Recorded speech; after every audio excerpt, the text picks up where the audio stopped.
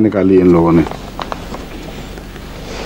اصل آیت قرآن کریم قرآن مجید وَلَقَدْ آتَيْنَاكَ سَبْعًا مِنَ الْمَثَانِي وَالْقُرْآنِ الْعَظِيمِ.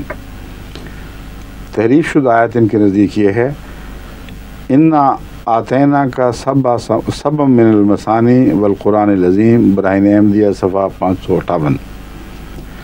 وَلَقَدْ غائب اِنَّا زائد قرآن میں ان پر زبر ہے اور کتاب میں زیر ہے. العظیم کی میم پر زبر اور مرزا کی کتاب میں زیر ہے. یہ سارا مضمون باندھنے کے بعد ان مولوی صاحب کی نظر نیچے حاشیے پہ پڑ گئی ہے کہیں, یا اسی کتاب کے کسی اور صفحے پہ جا پڑی ہے. انڈیکس اشاریہ جو ہاں انڈیکس. کہتے ہیں عجیب بات ہے کہ اشاریہ براہین احمد صفحہ 37 میں اس آیت کو صحیح لکھا گیا. اس کو کہتے ہیں انگریزی میں cat is out of the bag. وہ انہوں نے جو بات دل سے چھپا کے رکھی تھی وہ آخر نکل ہی آئی باہر کہ تحریف نہیں کرتے. اسی کتاب میں دوسری جگہ وہ آیت درست درج ہوتی ہے, جس کا مطلب ہے یا کاتب کی غلطی ہے یا لکھتے وقت یادداشت سے کوئی غلطی ہوئی ہوگی, مگر تحریف ہرگز نہیں ہے. مگر جب وہ آیت لکھتے ہوئے روانی میں خود صحیح درست لکھی جا چکی ہے تو اس سے یہ بات ثابت ہو جاتی ہے کہ یادداشت کی غلطی تھی نہیں, یہ کتابت کی غلطی تھی. ورنہ وہی مضمون لکھتے وقت وہ آیت اگر غلط یاد تھی تو وہاں بھی غلط یاد رہنی چاہیے تھی. اس لیے وہ معلوم ہوتا ہے وہ صاحب کتابت ہی ہے, اس میں یادداشت کا کوئی قصور نہیں.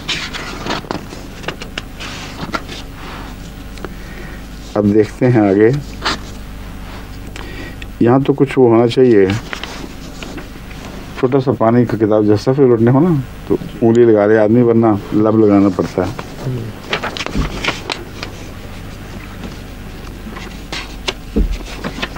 اس طرح کی ان کی تحریفات ہیں مولویوں کی اپنی.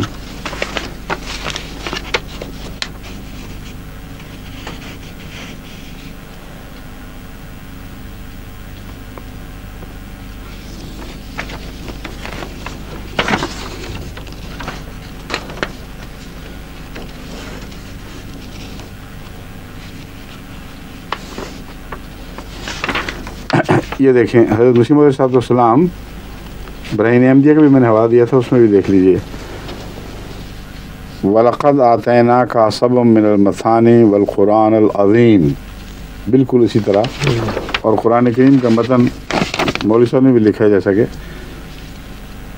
وَلَقَدْ آتَيْنَاكَ سَبْعًا مِنَ الْمَثَانِي وَالْقُرْآنِ الْعَظِيمِ, سورہ الحجر کی آیت ہے.